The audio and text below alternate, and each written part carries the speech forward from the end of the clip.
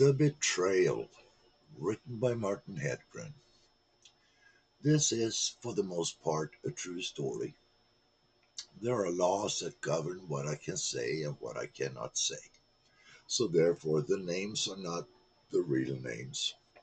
The setting is totally different, but what happened is true.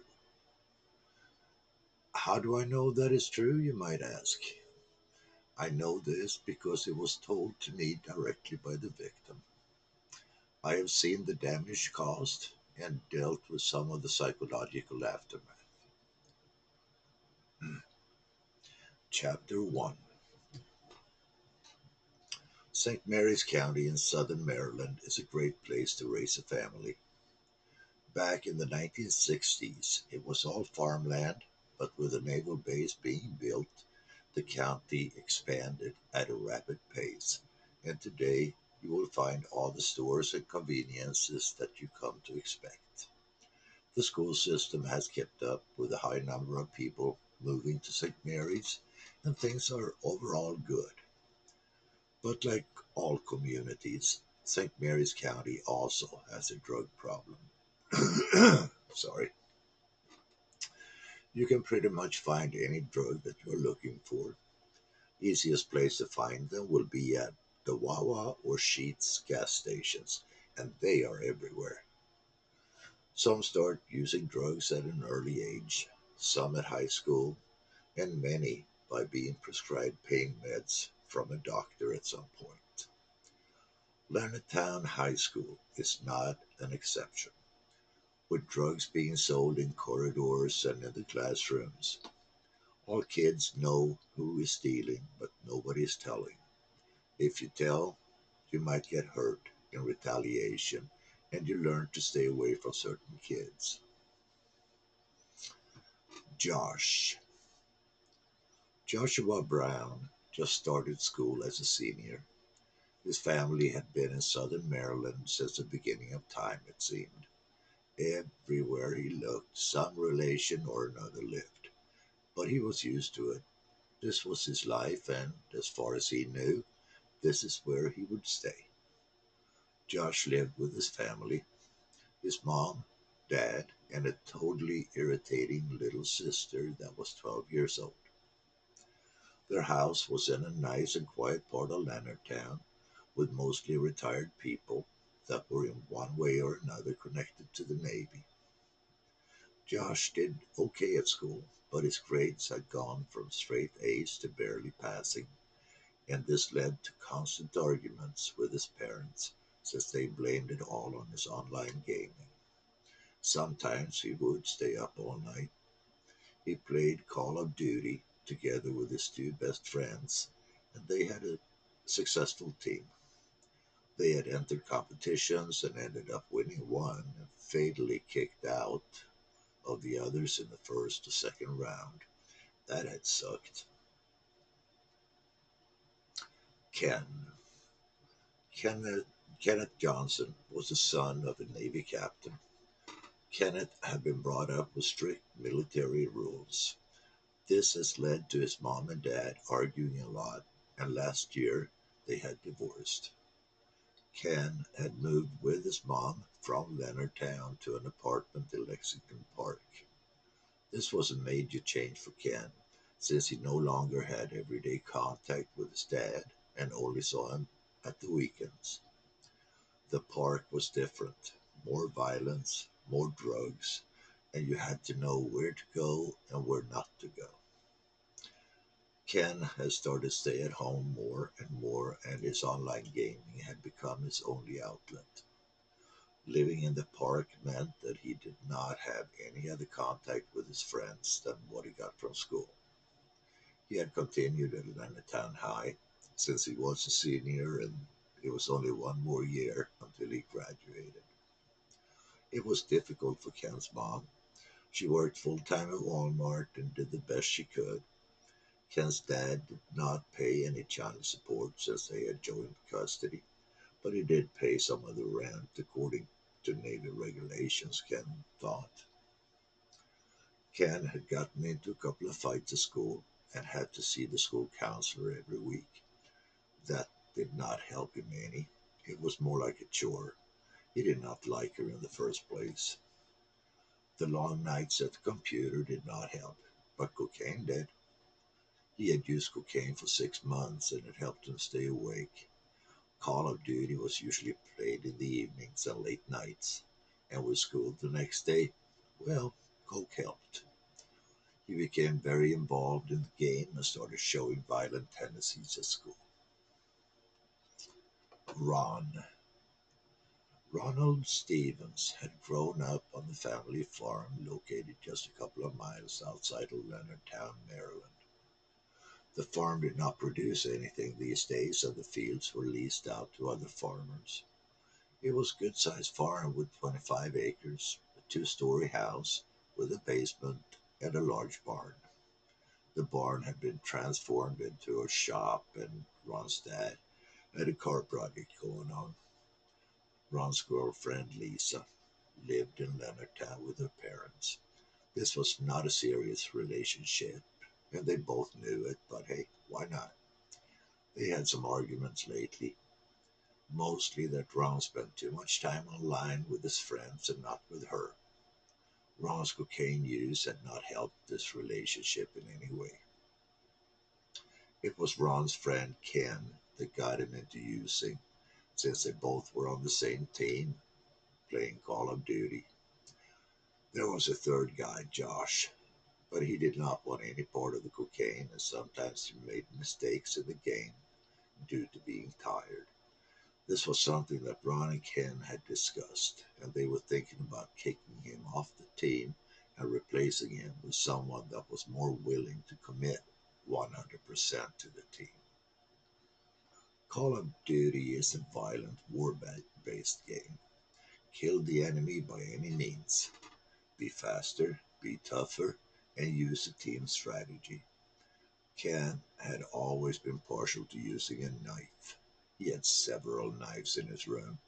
They were of different styles and sizes, from Rambo knives to thin, long bladed knives. They played the game, each at their own house, and they communicated continuously as they used their predetermined strategies. More than once, they had problems with setting a plan into action since Josh at times lagged behind. This was cause for irritation since Call of Duty is a very fast paced game. Ron and Ken snorted cocaine throughout the game when they feel like they needed an extra power boost. Josh did not. Sometimes they blamed Josh if they lost. Today was a Wednesday, and this weekend was an off weekend since no gaming competitions were scheduled that they want to take part of. Ron and Ken had been partying pretty hard and they kept it going, both staying home from school. Their supply of cocaine dwindled, and by Thursday evening they were all out. They called the guy that they usually bought from, but he was also out of powder cocaine. But he offered them something a lot better, he said. Crack. Chapter 2. Returning to Ron's house with a good supply of crack cocaine, they went to Ron's room. As they walked up the stairs, Ron's dad reminded him, "We will be leaving in about an hour. Do you have everything that you need, since we will not be back until Sunday evening?" "Yeah, I have everything I need," Ron yelled back, grinning at Ken. Ron's parents were leaving town for the weekend to go to some resort somewhere. Ron did not really care as long as they left. He would have the house all to himself. They had never tried crack before and they were a little bit hesitant. The guy that they bought the stuff from had given them a couple of glass vials as a copper suds that they were supposed to use as a filter. First, they put the filter in, and second, put a piece of crack in the glass vial, and then they were supposed to use a cigarette lighter and inhale the vapors from the crack cocaine. After Ron's parents left, Ron was the first to try. He inhaled the vapor, waited, and nothing. He tried it again, and this time it hit him like a sledgehammer. Gosh, he said, this is the best ever, dude. Here, try this, he said as he handed the glass vial to Ken. Ken tried it and had the same experience as Ron did. They both hoot and hollered. We are so going to party this weekend, Ken said. Are you going to get Lisa to come over? Ken asked. Oh, hell no, dude. She would totally freak out, and I don't want any more problems, okay? I get it, Ken said. They spent the rest of the day into the night smoking crack. They were high as kites, doing all kinds of crazy stuff. They prank called people. At one point, they called the school and said that they had placed a bomb somewhere in the school. It later turned out that they had called the wrong number and it was for the custodian's office phone with an answering machine. By the time that the school got the information from the custodian, things had turned extremely bad in so many ways. Late at night, they finally fell asleep. Josh woke up early, according to his standards, around 9 on Friday morning. This was not a school day. The teachers were having a conference of sorts. They did that a lot, and everybody thought it was just an excuse for an extra day off. Nobody complained though. He went to the bathroom and afterwards to the kitchen. As he entered the kitchen, his mom and dad were sitting at the table. Good morning, Josh, his dad said. We would like to talk to you for a while. As you know, we think that your online gaming is starting to get out of hand. Your grades are not good, and you're always tired. It would be nice if we can do something together, like we used to do, his mom said. There is a lawnmower race at the fairgrounds tomorrow, his dad said, and we are thinking about going.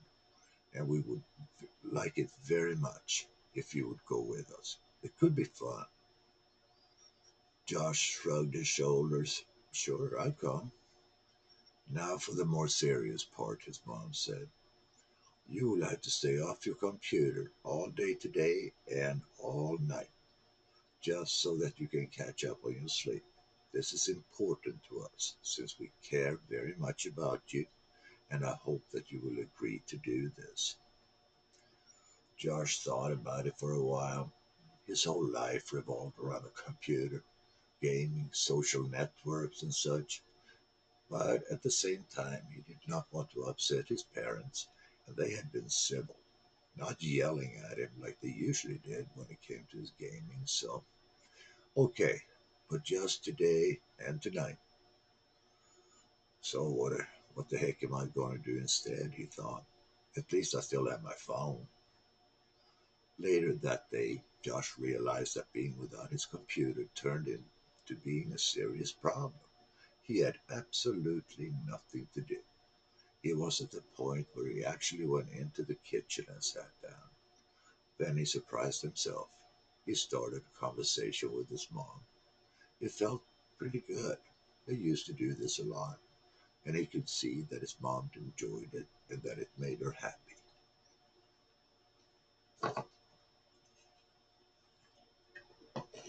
Ron and Ken both woke up around noon on Friday. They talked nonstop about yesterday, how high they had been, the silly stuff that they had done. How much did we use? Ken asked. Damn, we are empty, Ron said with a laughter boiling inside of him. I'm still fucked up, he said.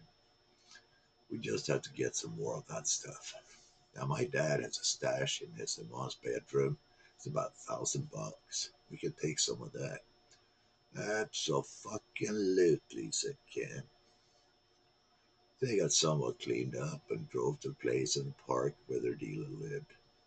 They bought $500 worth of crack cocaine and some small pieces of paper with Mickey Mouse stamped on them. LSD.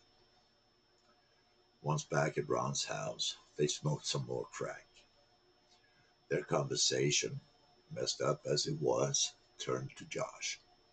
That prissy ass piece of shit. Ken said, we should teach him a lesson, knock him off of his high horse. You know that he thinks he's better than us, right? Yeah, we need to fuck him up. We can slice him with 1,000 cuts. Ron chimed in. In their drug haze state of mind, they started talking about how they could do this. They went down to the basement and found an old chair. It was basically just a frame of a chair left.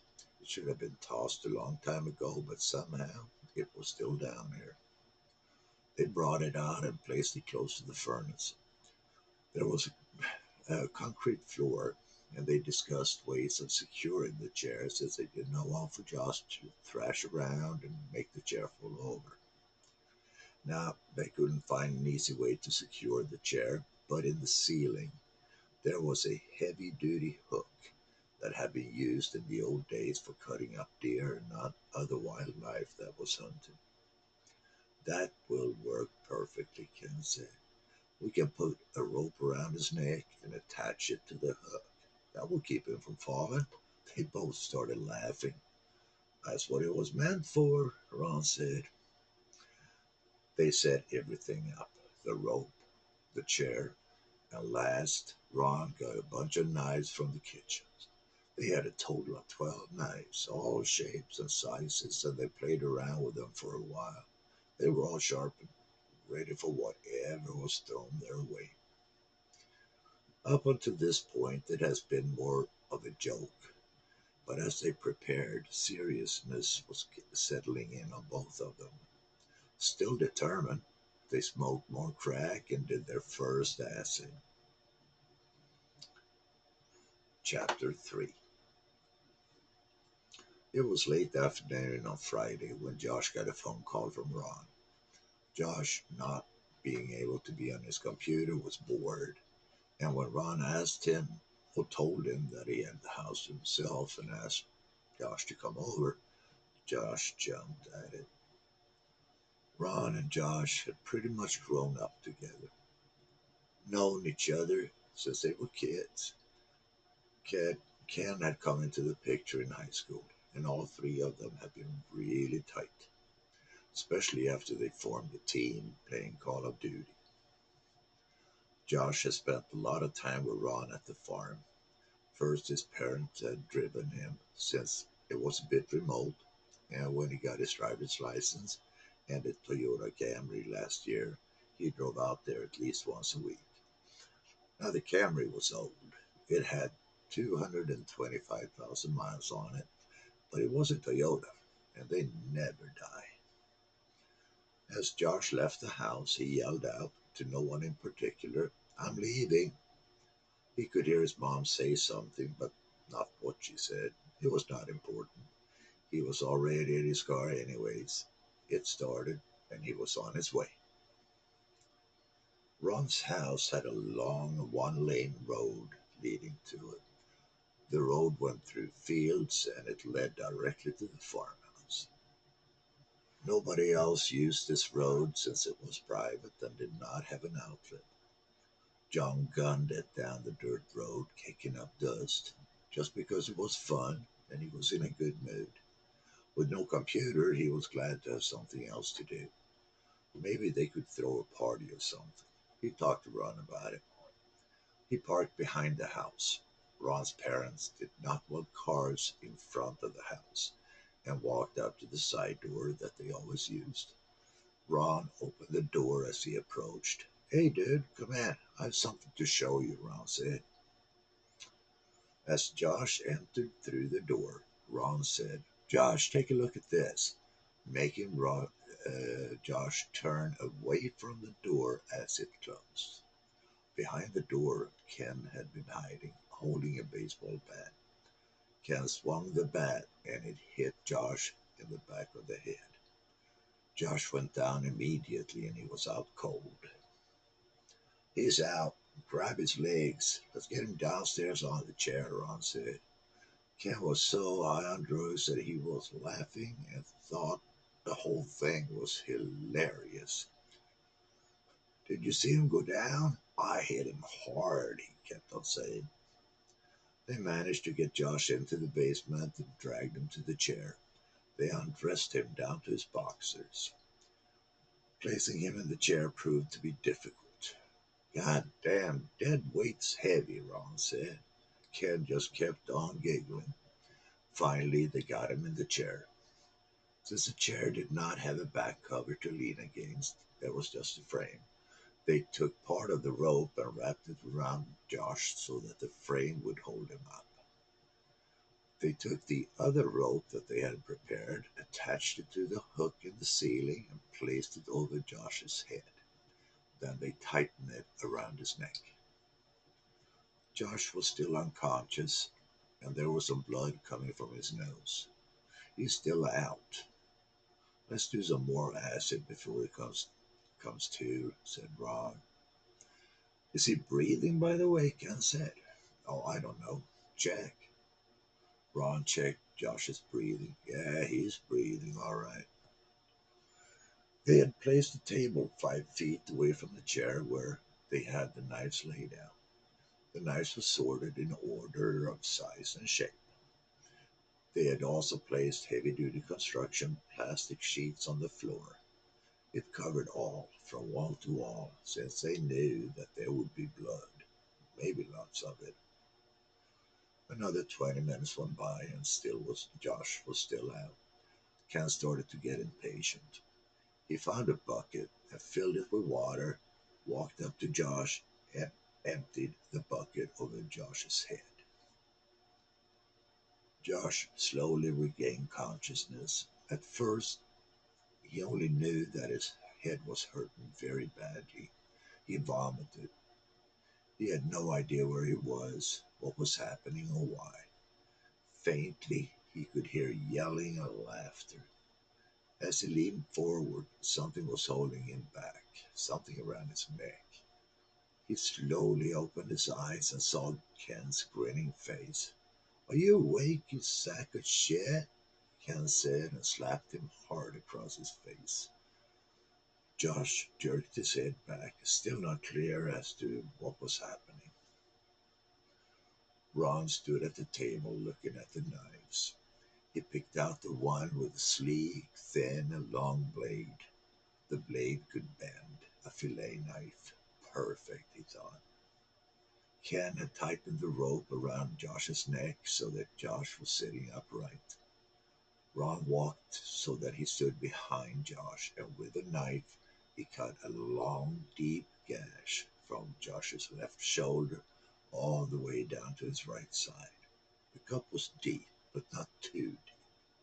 Ron cut slowly. Josh screamed. The pain was excruciating. He had a hard time breathing. Why are you doing this? Josh yelled out. This met with drug-induced laughter from both Ron and Ken. Fuck you. You think that you're so much better than us, don't you? Ron yelled back at him. Ken had found a knife that he liked. It was a large knife. He held it up in front of Josh. How do you like this one? He asked. Josh did not answer him. Ken slashed Josh over his right side thigh. More screaming from Josh. Hey, Ron said, he is bleeding too much, but I know what we can do about that. Ron left the room for a minute and came back with his mom's iron, the one she used for ironing clothes. Ken saw it, started laughing so hard that he almost choked. Ron hooked the iron up and they waited for it to heat up. While they waited, they continued cutting Josh. Ron with a certain finesse, and well, Ken was like a bulldozer, causing a lot of damage. Slow it down. Don't cut so deep, Ron told him. Let's make this last for a while. Ken nodded in agreement. I'll cut low and slow, he said with a devilish grin on his face. The blood was starting to become a problem, so Ron got the iron. He had it set to its highest setting. It was red hot. He started with Josh's back. The iron was put flat against the bleeding cuts on Josh's back. Josh screamed more than he had done while being cut. The skin on his back curled up and sealed off the blood flow. Ron stepped back and observed his handiwork. "Oh, that worked," he said, and used the iron on other bleeding cuts that Josh had sustained. Ron and Ken kept this up for a couple of hours, stemming the flow of blood with the iron whenever needed. Josh's cell phone had rung a couple of times. It was his mom calling him. Ken had simply put the phone on the concrete floor and stepped on it, destroying it. Josh was by now semi conscious, and Ron and Ken decided to take a break. Ron told Ken to take Josh's car and park it inside the barn, just in case. After that was done, they fried some hamburgers, watched TV for a bit, and smoked some more crack cocaine. They returned downstairs and continued torturing Josh throughout the evening and night. By Saturday afternoon, they were running out of drugs, and the excitement that they had felt when they started had wore off. Josh was barely alive, and they knew that he was dying. Chapter 4. Ron went outside and pulled his car up to the side door of the house. It was a Chevrolet Nova 2, 1966. That was one of the fastest street cars in St. Mary's County. He had put an LT4 from a Corvette in it, and it was supercharged with a 2-inch straight copper pipe for exhaust. It sounded mean and very loud. Maryland does not have a noise law when it comes to vehicles. More than that, it had a good sized trunk. Together, they managed to drag Josh from the basement and put him in the trunk. Josh looked alien. His body was filled with cuts, some deep, some not. His skin was like the skin you would expect to see on a burn victim, except for it was not black. It was a bluish gray color with smeared blood mixed in. They gathered the plastic that they had put on the floor and put it on top of Josh in the trunk. This was not easy, since construction plastic is heavy, and in this case painted with Josh's blood. For good measure, they threw the chair in the trunk as well. "I know exactly where we will go," Ron said as they got in the car. "It's just outside of Prince Frederick. We are going to Battle Creek Cypress Swamp. I've been there with my dad. It's a nature reserve and it's remote and just perfect." It took them about 45 minutes to get to Prince Frederick and another 15 minutes to find an entrance to the park.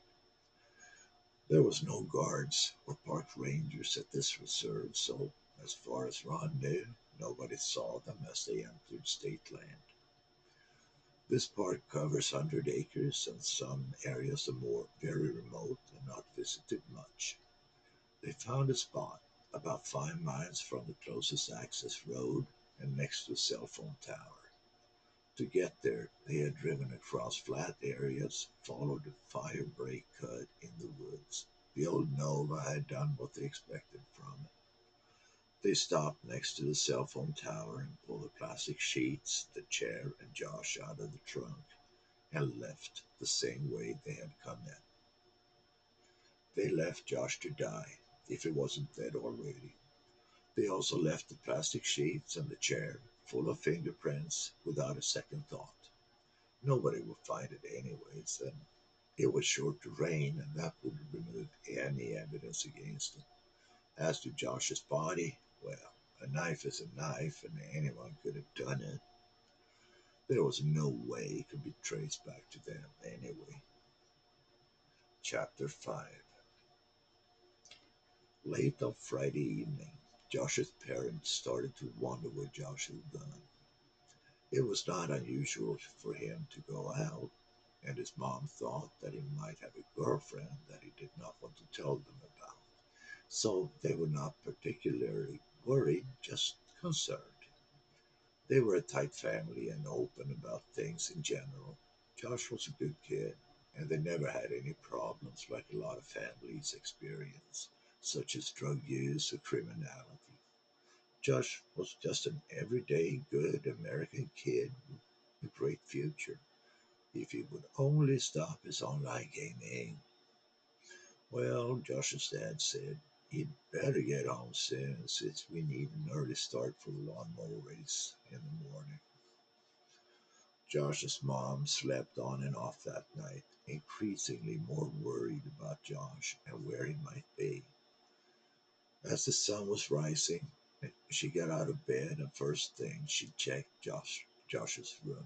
The bed was untouched. She went outside to see if his Toyota was there. It was not. She woke her husband up and told him that Josh was not at home. She called Josh's phone a few times but got no answer. That was not like Josh. She called Ron but did not get an answer there either. She then called Ron's mother, since she knew her and she thought that wherever Ron was, Josh was sure to be. Ron's mom answered on the second ring. She said that they had been gone all weekend and wouldn't be back till Sunday, but Ron was supposed to be home. As to where Josh was, she did not know. Worried that Josh could have had an accident, they called the St. Mary County Sheriff's Department. No, they had no information as to Josh's whereabouts. There were no accidents or any other incidents last night that could have involved Josh. The deputy tried to calm him down, saying that Josh is a teenager. Last night was Friday night. He's sure to turn up later this morning. He had probably been at a party or with a girl somewhere. Josh's mom thought that she may be overreacting a bit, and the conversation with the sheriff's deputy did calm her down. She kept calling Josh's phone, but now the calls went straight to voicemail. It was like the phone was turned off, and that made no sense. Her husband said, he's probably going straight to the fairgrounds. I'm sure that we will see him there. We need to leave in about an hour, so if you get ready. When they arrived at the fairgrounds, they kept an eye out, looking for Josh. They did not see him at first, but figured that it was a big area, and they followed the crowd to the place where the race was prepared. The lawnmowers are fast, and it is a special experience to see the races. They decided to stay and watch, and when they returned home, if Josh was not there, they would contact the sheriff's department again and file a missing person report. They had no reason to suspect foul play, but they grew more and more worried. Chapter 6. Josh was semi conscious. He did not think or move for a long time. He was very cold, only wearing his trunks. It made him shiver and slowly brought him back to a basic level of understanding that he was alone. He was no longer being cut or burnt, and no yelling or frantic laughter. Slowly, he opened his eyes. He was really cold and tried to sit up. That did not work. His body screamed with pain.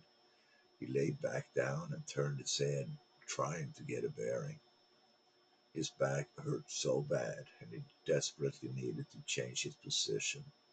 Slowly, he tried to turn to his side. The pain once again streamed through his body, but he did manage to turn. His breathing was short and fast. He had no strength and was not able to control his left arm. He looked at it, and it scared him. His arm was a contorted appendix that he did not recognize. He cried.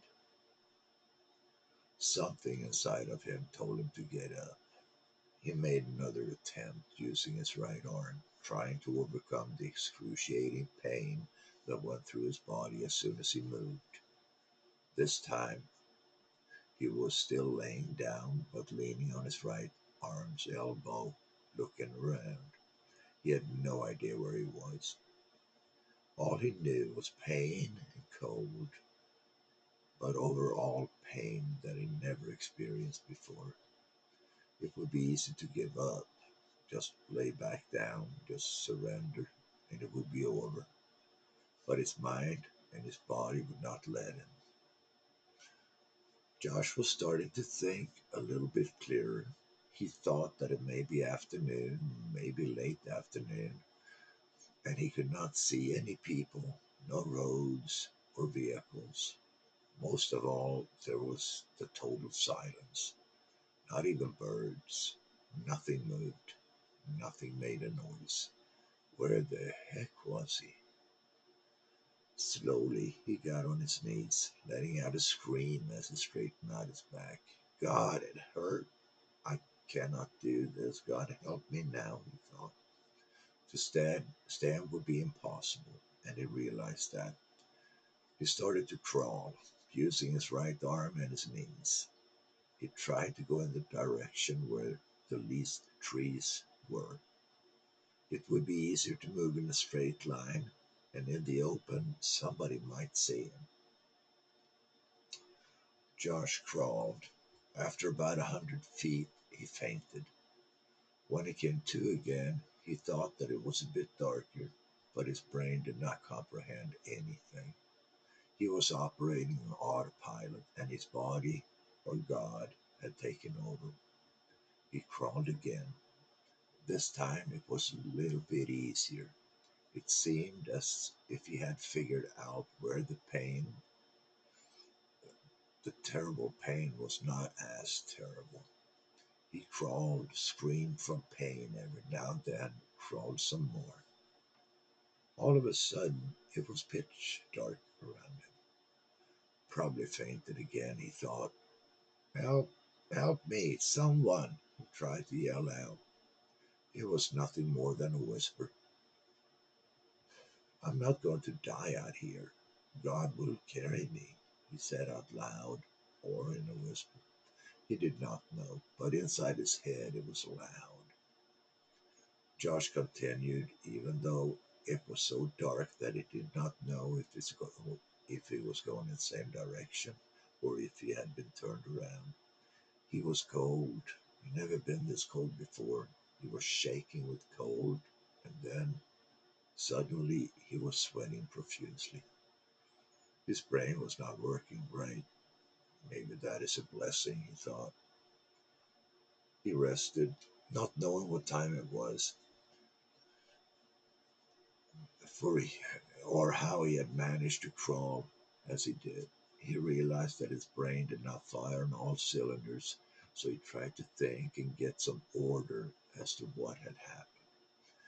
Okay, he said to himself, I can move, and I will continue until I can't anymore.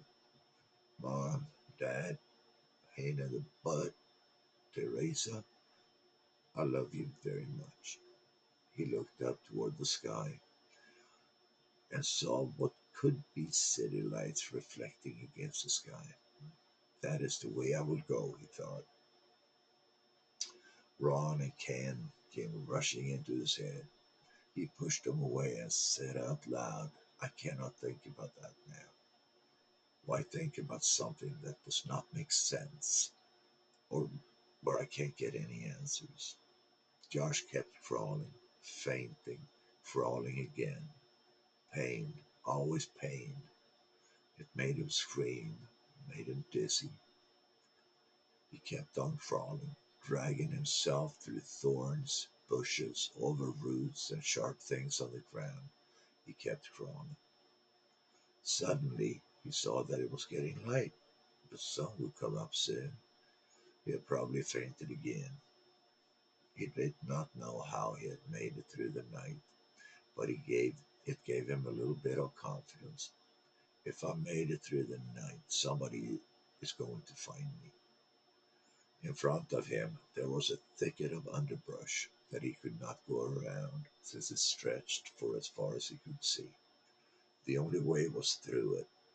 This was the hardest thing to do. The brush scraped his torn body. Josh screamed with pain but kept on going, 1 inch at a time. He made it through, and as soon as he broke free from the brush, he fainted. Chapter 7. Carl had worked for Verizon for 7 years now. In the old days, before cell phones, he would have been called a lineman. Now he was a communications technician, very fancy. He was called out to service and make repairs to communication equipment, such as cell phone towers, when there was a problem. This was Sunday morning, and he was not very happy about this assignment. There was a disconnect somewhere, and he had to find out what was causing it. He was on call this weekend, so there was no way out of it. It was reported that the Prince Frederick Tower was the main culprit, and that is where he was headed. He lived in Lusby, only 30 minutes south of Prince Frederick. Hope that I can fix this from the ground, he thought. If he had to climb the tower, he would have to call for a second person to be present. He was not allowed to climb a tower, being the only person on site in case something went wrong. When he arrived at Prince Frederick, he stopped at McDonald's for breakfast. After finishing his sausage biscuit, he drove to the locked entrance gate, unlocked the gate, and drove onto the narrow access road. He left the gate unlocked and open behind him. Hopefully, this will not take too long, he thought. He was driving slowly as the road was narrow and full of potholes, and he tried his best to avoid them. After a few minutes of driving, he saw something beside the road on his left side. He slowed. At first, he thought it was a deer, but as he got closer, he realized that it was not a deer, it was a person. Carl stopped and jumped out of the cab. While scanning the area, he approached the person. Carl was sure that whoever it was, he was dead. He had seen it before during his deployment to Iraq. Carl bent down. Hey, you alive? He asked, not expecting any answer. A quiet groan, and Carl understood that this person was still alive. He called 911 and explained what he had found. And being close to Prince Frederick, it did not take long for paramedics and the sheriff's department to respond. While waiting, Carl found a blanket in the truck that he placed on top of what he now knew to be a young man or boy. Carl was stunned by the many wounds and skin damage covering the entire body. Chapter 8. Josh was taken by ambulance to the Prince Frederick Hospital and from there flown by helicopter to Washington, D.C. Trauma Center. Josh was treated in the intensive trauma unit for the first 3 days. It was anyone's guess if he would survive or not. When Josh arrived, the hospital had no way of identifying him, and it was not until the second day that the sheriff's department, via contact with Josh's parents who had filed a missing persons report, were able to identify Josh. Josh did survive, and he stayed at the hospital for 45 days before being released home with a private nurse. He finally recovered enough to go outside and start, the best he could, to make some kind of life from now on. His wounds would heal, but they left scar tissue that looked like welts. These welts had to be treated with a special moisturizer lotion that was applied twice per day. If not, the welts would crack open, causing extreme pain. The physical problems, well, at some level, Josh learned to live with them, but the psychological damage was a different story. Josh was diagnosed with post traumatic stress syndrome, something that he will suffer from for the rest of his life. 10 years later, Josh had problems with drugs. He is not taking them to get high. He's using them because when he is high enough, he does not have to think. The demons go away. And can you blame him? Epilogue. Ron and Ken were arrested the following week and charged with many serious crimes, among them assault with deadly weapon, kidnapping. There were other charges as well, but for the purpose of this story, They became irrelevant when the judge finally rendered his verdict. Even though the charges were very serious, he said there were extenuating circumstances. Among them, the boys were juveniles when they committed the crime. They were high on drugs, so that they were not really understanding what they were doing to Josh. And this is the best one.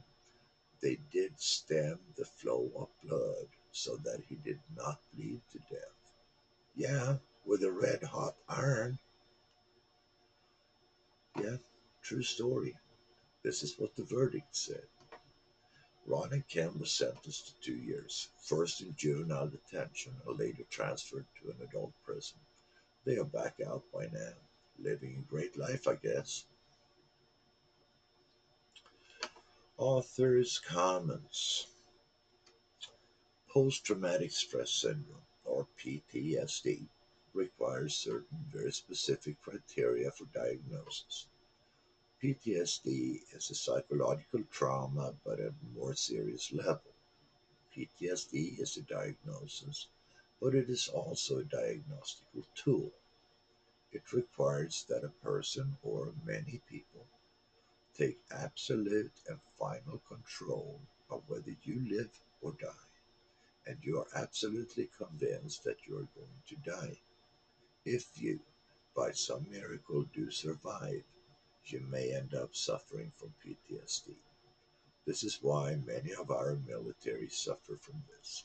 Of course, there are levels within the PTSD spectra, but most basic facts hold true in all cases. You cannot get PTSD from a car accident, even if you're very hurt. It falls under psychological trauma, and that is by no means any easier to deal with.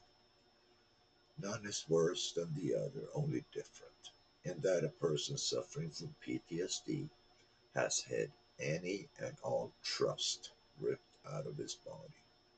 That is why it's so difficult to treat, and it is often coupled with flashbacks and suicide. So, why am I telling you this? Well, Josh is dealing with serious PTSD. His best friends tried to kill him, and he knew that he was going to die. In Josh's mind, after the incident, it would have been a better outcome if he had not fought, if he had just given up at that cell phone tower. If he had, he would not have to deal with the aftermath for the rest of his life. Do I know what happened to Josh and where he is today? No, I do not. But I hope that he stayed in treatment and that he found a therapist that understands and who does not rely on cognitive theories, but who believes that long term psychodynamic treatment is what Josh needs. Thank you for giving me your time. May God grant you the blessings of never having to experience what Josh and many, many of our soldiers are dealing with every day.